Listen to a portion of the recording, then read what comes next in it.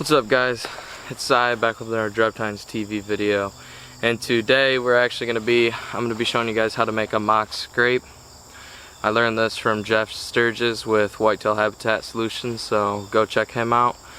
But basically, the first step to making a mock scrape is to find a vine. I'm about to show you, such as something like these type of vines. You see how they run?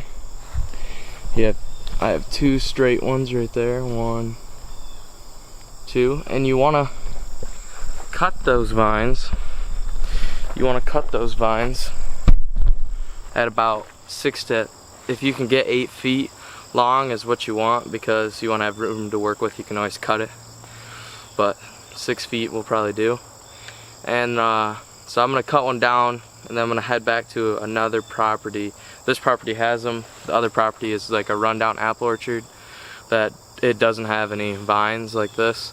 So I'm gonna cut one down, and then I'm gonna go make a mock scrape on a food plot where this food plot won't have any scrapes, but now it should. So I'm gonna cut one down. I'll show you what it looks like, and we'll go back to the other property. So I'll see you in a second. So I just cut this one down. I recommend, if you can, find one with a knob like this, because you're gonna have to tie paracord, and that will make sure that's not going down. But this one is 6 feet tall because I'm 6 foot. You want it about that thick. It can be a little thicker, and you probably don't want to go any smaller than this, and that's the end that the deer are gonna be scraping on. So I'm gonna bring this back. We have plenty of this here.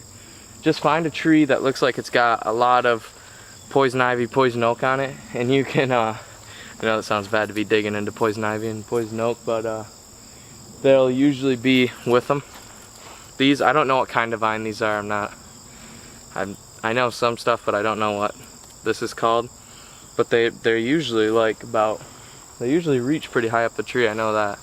But like this tree right here, there's like about 7 trees right here covered in like viney crap. That's where I found this. That tree has some over there, and this whole row has a bunch of stuff. So just look for a tree that has a bunch of crap on it that doesn't look normal, and you should be able to find one of these. If you can't, take an oak limb about this thick. Any oak, red oak is, I think, the best to do with it. Take any and just cut about 6 foot again, and you can do it with that. But if you can find these vines, these work really good. So I'm gonna head back up to the other property, which is just down the road.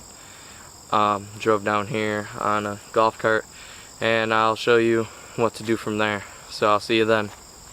So guys, what's up? So last night, so this is the next day.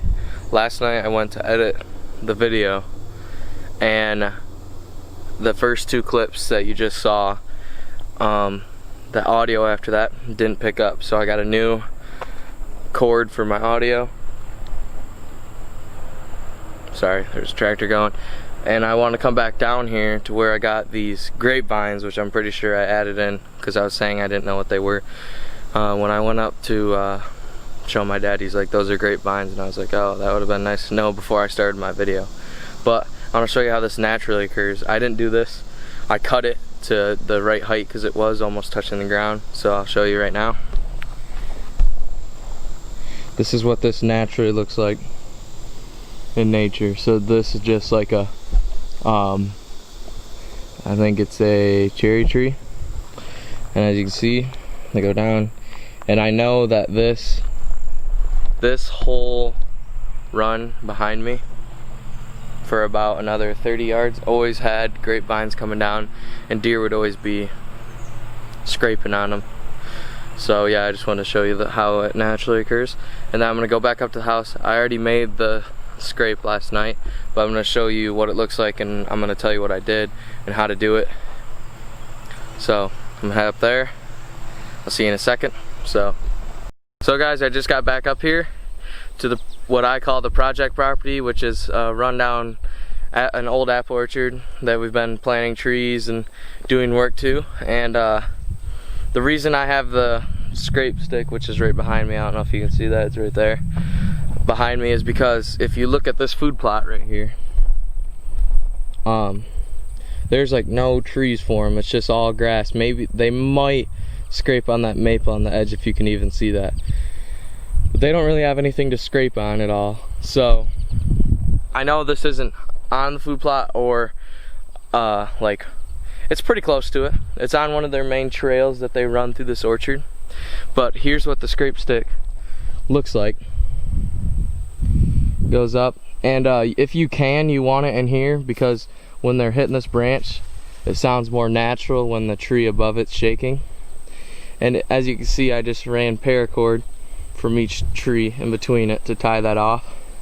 And this is about, you can do anywhere from chest to waist height. Sorry, I didn't get that in the video, but chest to waist height. Mine's at about in the middle of my, it's probably, yeah, it's at chest level. And then below it, what you want to do is dig it out, move all the grass, rake it a little bit, and then you can put artificial urine down there, but if you want to, you can just urinate yourself on it. After 20 minutes to an hour, the urine turns to just, they're not gonna be able to tell the difference. I know that in the comments they'll probably be like, oh, they can tell the difference, but they can't.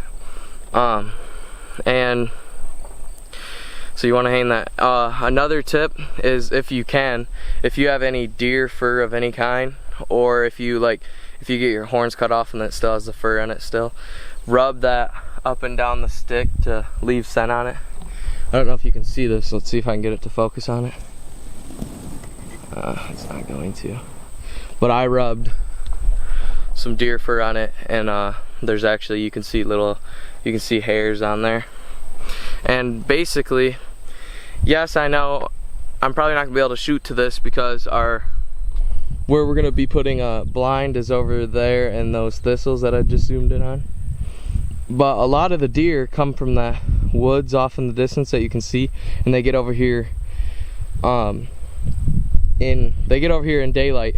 And if they want to come and they want to scrape on this, they have to walk across that whole field, and I can pretty much shoot almost the whole way to the other side. Almost, probably about halfway out there, maybe a little more than halfway. But so it's just a great thing to add to your wildlife habitat, I think, personally.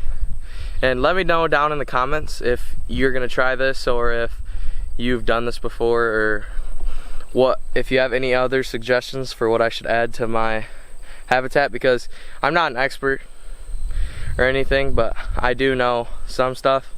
But I'd like to know other tips, so leave some tips down below and I might make a video on them.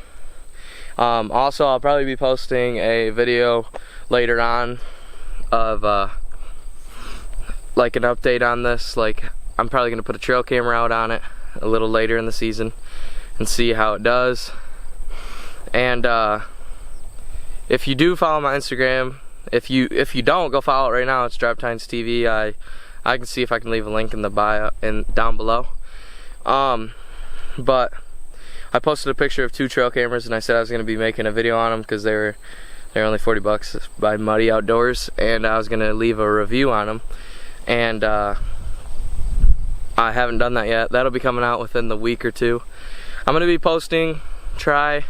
be trying to post a video every week. If not, it'll be every 2 weeks for the rest of my YouTube career. So please let me know down in the comments if you like this video, and please remember to like and subscribe, and I'll see you in my next video.